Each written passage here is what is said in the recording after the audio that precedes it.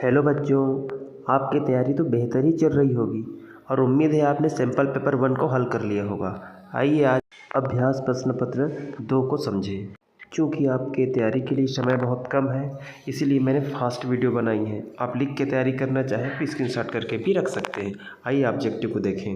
किस ग्रह के उपग्रह नहीं है? ऑप्शन में बुध है, लेकिन आपको याद रखने हैं शुक्र के भी उपग्रह नहीं है। कृत्रिम रेशम रेयान, सर्वाधिक मात्रा में पाई जाने वाली गैस नाइट्रोजन, शुष्क बर्फ कहलाता है ठोस कार्बन डाइऑक्साइड, कुकुरमुत्ता या फिर मशरूम है कवक।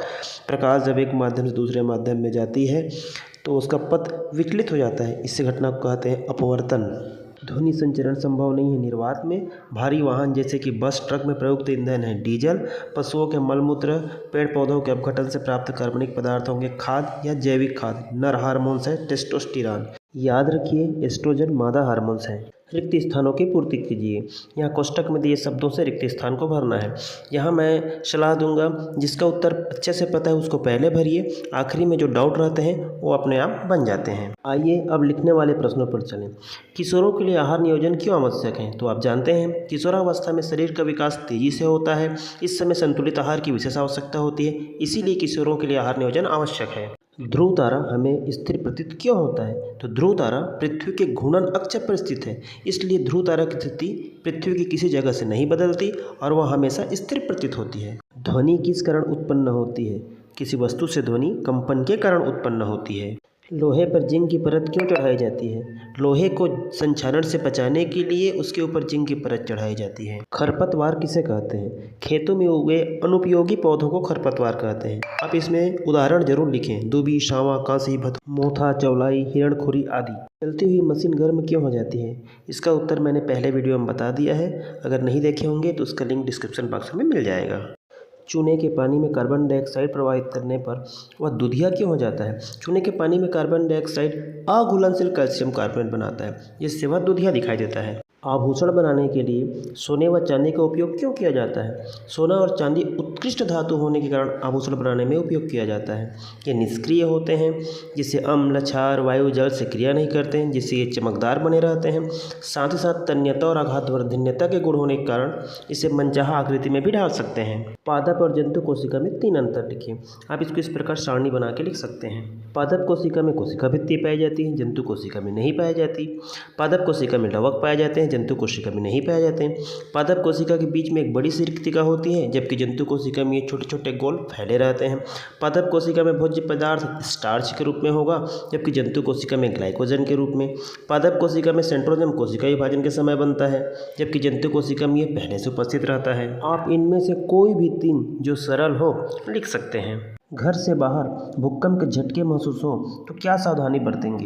ये सामान्य ज्ञान की प्रश्न है। आप इसमें लिख सकते हैं खुली जगह पर लेट जाएं, ऊंचे भवनों वृक्षों से दूर रहें, विद्युत खंभों एवं तारों से दूर रहें, वाहन में हैं तो बाहर ना निकलें। विटामिन ए, बी तथा सी किन किन चीज़ों में पाया जाता है? इसी कमी से कौन से रोग होते हैं?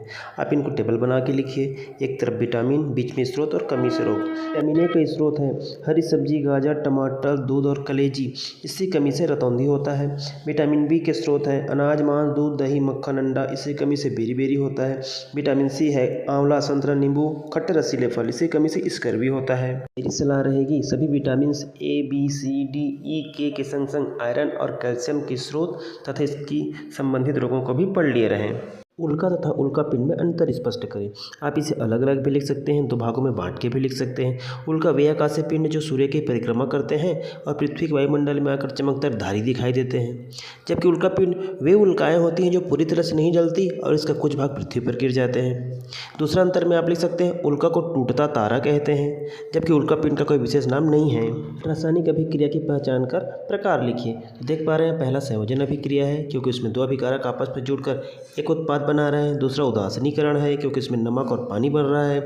तीसरा विभोजन या अपघटन है, क्योंकि उसमें एक अभिकारक 2 अलग अलग उत्पाद बना रहे हैं। आखिरी विस्थापन अभिक्रिया होगा, क्योंकि उसमें कॉपर सल्फेट में जिंक कॉपर को हटाकर सल्फेट के साथ जुड़ गया है। आप C4 देख पा रहे होंगे, जबकि वो CU है। मानव नेत्र का नामांकित चित्र आप आपके पाठ्य पुस्तक के अध्ययनों से अच्छी तरह से तैयारी कर लें। पेट्रोलियम किसे कहते हैं? पेट्रोलियम से प्राप्त विभिन्न उत्पादों के नाम लिखिए। पेट्रोलियम बहुत पहले पृथ्वी के नीचे दबे मृत जीवों के अवशेष जीवाश्म में बदल गए, जिन्हें पेट्रोलियम कहते हैं। इसे कुआं खोदकर पंपों के द्वारा निकाला जाता है। पेट्रोलियम से प्राप्त होने वाले विभिन्न उत्पाद पेट्रोल, डीजल, केरोसिन, रसोई गैस, जितने भी खनिज ईंधन अतिसार या डायरिया रोग का वर्णन करना है। इसके रोग कारक हो सकते हैं एस्चेरिचिया कोलाई, सल्मोनेला अथवा एंडोमीबा हिस्टोलिटिका। इस रोग के लक्षण हो सकते हैं पेट में ऐंठन व मरोड़ के साथ लगातार पतले दस्त आना, उल्टी होना, मुंह सूखना, वजन में अचानक कमी आना, शरीर में पानी की कमी होना। इसके उपाय के लिए हम ORS घोल लगातार पीते रहें। नारियल पानी, नींबू पानी, दाल पानी पिएं, पानी उबाल कर पिएं। खाने से पहले और शौच के बाद साबुन से जरूर हाथ धोएं। आपको उपरोक्त में से कोई भी 2 लक्षण और 2 उपाय लिख लेने हैं। इसी प्रकार पोलियो रोग का वर्णन। इसका रोग कारक है पोलियो विषाणु। इसके 2 लक्षण हैं बुखार के साथ गर्दन में अकड़न आना, मांसपेशियों में कमजोरी तथा दर्द, उल्टी। कुछ समय बाद मांसपेशियां काम करना बंद कर देती। बचाव के उपाय में बच्चों को जन्म के तुरंत बाद पोलियो वैक्सीन की खुराक जरूर पिलाएं। रोगी के मल मूत्र का उचित निस्तारण करें। लकवाग्रस्त अंग का तुरंत उपचार करें। इनमें से आपको कोई भी 2 अपने अनुसार लिखने हैं। 18 नंबर के प्रश्न में नीचे आपको 2 चित्र दिए गए हैं।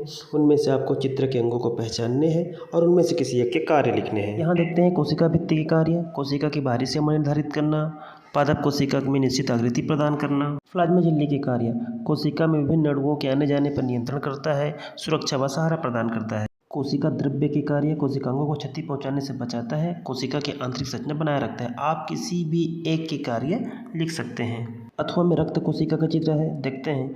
लाल रक्त कणिका यानी RBC के कार्य ऑक्सीजन को फेफड़ों से सभी ऊतकों तक पहुंचाना, कार्बन डाइऑक्साइड को ऊतकों से फेफड़ों तक वापस लाना, शरीर का pH बनाए रखना। आप श्वेत रक्त कणिका WBC के कार्य लिखना चाहें तो इसे शरीर के सिपाही कहते हैं। यह हानिकारक सूक्ष्म जीवों से लड़कर शरीर की रक्षा करता है, पुरानी कोशिकाओं को शरीर से हटाता है, घातक बीमारियों से शरीर की रक्षा करता है। आप प्लेटलेट्स के कार्य लिखना चाहें तो रक्त का थक्का जमा कर रक्त स्राव को रोकता है, रक्त वाहिनियों में हुए दरारों को भरता है। आप अपनी इच्छा अनुसार किसी एक के कार्य लिख सकते हैं। इस नंबर पर है वायु प्रदूषण तथा अम्ल वर्षा। इन दोनों के बारे में वीडियो अभ्यास पेपर 1 में दिया गया है। अगर आपने वीडियो नहीं देखा है तो डिस्क्रिप्शन बॉक्स में उसका लिंक है, वहां से देखकर समझ सकते हैं। मौसम के आधार पर फसलों के प्रकार का उदाहरण सहित वर्णन कीजिए। तो मौसम के आधार पर फसल 3 प्रकार के होते हैं। खरीफ फसल या बरसात की फसल है। इसमें अधिक पानी और ताप की आवश्यकता होती है। इसकी बुआई जून जुलाई, कटाई अक्टूबर नवंबर से दिसंबर तक होती है। प्रमुख फसलें धान, मक्का, मूंग, उड़द, ज्वार, बाजरा, गन्ना, कपास आदि। रबी फसल यह शीत ऋतु की फसल है। इसके लिए नमी तथा कम ताप की आवश्यकता होती है। इसकी बुआई अक्टूबर नवंबर से दिसंबर तक होती है और कटाई मार्च अप्रैल में करते हैं। प्रमुख फसल है गेहूं, चना, सरसों, तिवरा, मसूर, अरहर, अलसी, कुसुम, कुल्थी। जायद फसल यह शुष्क जलवायु की छोटी फसलें हैं। इसकी बुआई दिसंबर से फरवरी तक होती है और इसका फसल मार्च से मई तक तैयार होता है। प्रमुख जायद फसलें जो भी मार्केट में उपलब्ध हैं खरबूज, तरबूज, ककड़ी, सूरजमुखी, मूंगफली आदि। अथवा में है इसके जैविक खाद किसे कहते हैं? जैविक खाद के प्रकारों का वर्णन कीजिए। तो जैविक खाद पौधों तथा जंतुओं के अवशेष, मलमूत्र, कूड़ा करकट, सड़े गले पदार्थों से तैयार की गई खाद को जैविक खाद कहते हैं। जैविक खाद के प्रकार जैविक खाद निम्न प्रकार के हो सकते हैं। गोबर खाद पशुओं के गोबर को गड्ढे में सड़ाकर तैयार किया गया खाद है। इसमें पर्याप्त पोषक तत्व होते हैं। कंपोस्ट खाद आप जो गड्ढे में खाद बनाते हैं वो कंपोस्ट है। उसमें कूड़ा करकट, पौधों के अवशेष, पशुओं के मलमूत्र को सड़ाकर तैयार किया जाता है। इसमें भी पर्याप्त पोषक तत्व होते हैं। हरी खाद कुछ कोमल तने वाले फलीदार पौधों जैसे कि सनई, तिवरा, ढेंचा, मसूर को खेत में जुताई करके सड़ाकर तैयार किया गया खाद हरी खाद कहलाता है। केंचुआ या वर्म कास्टिंग सड़े गले अपशिष्टों, पौधों एवं जंतुओं के अवशेषों के साथ केंचुआ जैविक खाद बनाता है। इसमें प्रचुर मात्रा में नाइट्रोजन, फास्फोरस और पोटेशियम होते हैं। उम्मीद है वीडियो आपके लिए उपयोगी होगा। चर्चाएं आगे भी जारी रहेगी। बहुत जल्दी मिलते हैं अगले वीडियो में। तब तक के लिए थैंक यू। Best wishes.